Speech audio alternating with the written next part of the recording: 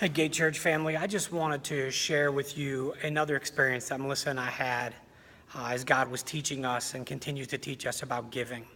This happened probably 12 or 13 years ago. A friend of mine had moved to Florida to take a position as a pastor down there. And a couple years into that, he felt called to plant a church. And he had called me and said, listen, in all of our prayer and planning for our church plant, you and Melissa's just keep coming to our mind. And we just want to extend an invitation to you guys to please pray about whether God would have you come down here and help us plant a church. Melissa and I were excited about this opportunity maybe to move our young family down to Florida and embark on this adventure of planting a church with a good friend of mine and his family. And we knew we were committed to help Joe and his ministry and his family.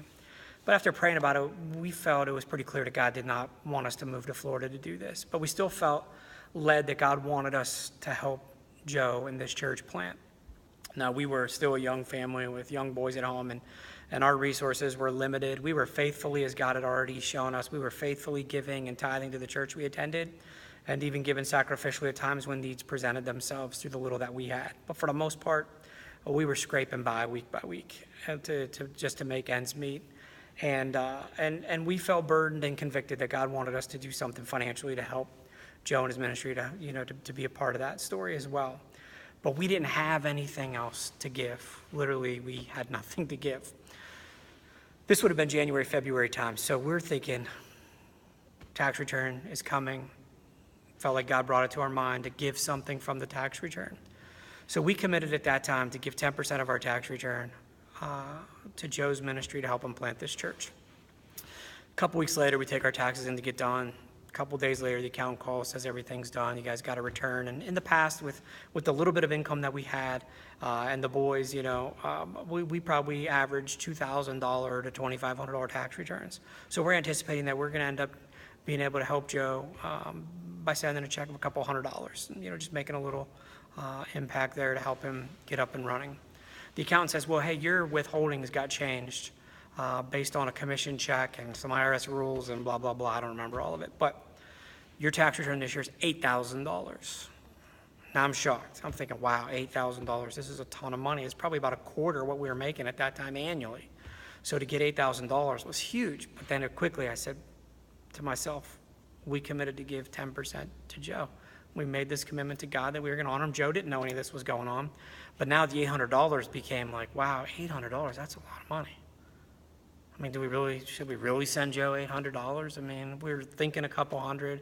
And we started to focus on the amount of the money that we were giving him. And that's what our mind does sometimes. That's where our flesh goes with, wow, this is too much. This is too big. But what we were really neglecting to think about was the blessing that God had given us in this big tax return. That we were still getting $7,200, which is about $5,000 more than we were normally getting every year. But I was focused on the $800 and thinking, wow, this is just too much. This is a big deal. This is a lot of money. And God's like, hold on a second. You made a commitment. I'm working with Joe too, and he's got a ministry down there, and I'm going to use you and Melissa to help get that going. You committed to 10% at my leading. This is what we agreed to. Now, God, worked out a bigger tax return than you anticipated because I wanted to get Joe more than you were thinking. But you're blessed as well through this. And we gave Joe, graciously and sacrificially, we gave Joe and his ministry the $800 check that we mailed down there. But here's what God showed me. When we don't have, we think we can't give. But when we broaden our view of what can God do with what we do have, he shows up. He shows up in big ways sometimes when we make a commitment to say, God, I'm going to follow you. I feel committed to this. I feel led to do this. I feel convicted to do this.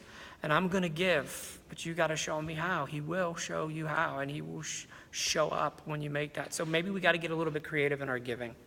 Maybe we got to think about the things that we do have and not the things that we don't have. Paul tells the Corinthian church in 2 Corinthians 8:12, as he's teaching them about giving, he says, don't give out of what you don't have, because that's what we always say. I want to give, but I don't have, so we don't give. He says, give out of what you do have, which means we got to turn the tables a little bit and look at what has God already given us. What opportunities are there? What resources do we already have that we're not thinking about that God can use to see his plan through, and we get to be a part of it. just conduit sometimes, that God's going to give it to us just to give back to him.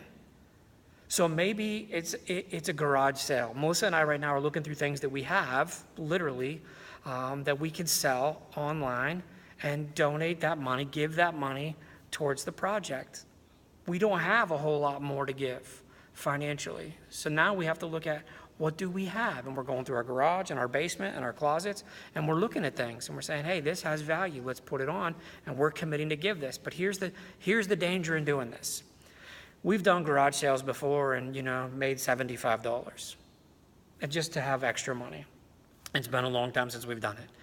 But if we commit to say, God, we're going to do a garage sale and we're going to give it all to you, expect God to show up. That $100 garage sale might turn into a $1,000 garage sale. You just don't know. And our faith is going to be tested in, are we going to keep the commitment we made? Because God's going to show up. Because he wants to do stuff through us. So maybe it's a sale you can have. Maybe it's stuff you have. Pray that God would open your eyes to the things that you do have that you can help. Maybe it's a talent, it's a gift that you can use and say, God, you know what, for the next 3 months, I'm going to do this, but everything that I bring in, I'm giving back to you. I'm going to support this building project. I'm going to support the Beyond the Building project with what I have.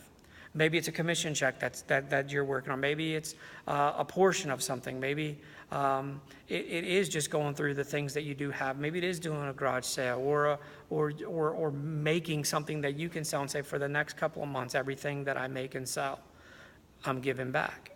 Expect that those might be your best months. Though you might think, wow, I've been doing this for this many years and never had this type of sale. I've never had this type of response. But remember who you're making the commitment to and with. God, who can provide way beyond what we can. So he's looking for us just to be willing to be used. God shows up. He shows up. So I'm asking you to pray about what you do have that God can use to allow you to be a part of this story of this building project that we have right now. This Beyond the Building campaign that's going. How can God use you? Don't think about what you don't have. Think about what you do have, and then expect God to show up, because he's always faithful, and he will. All right? Have a great day.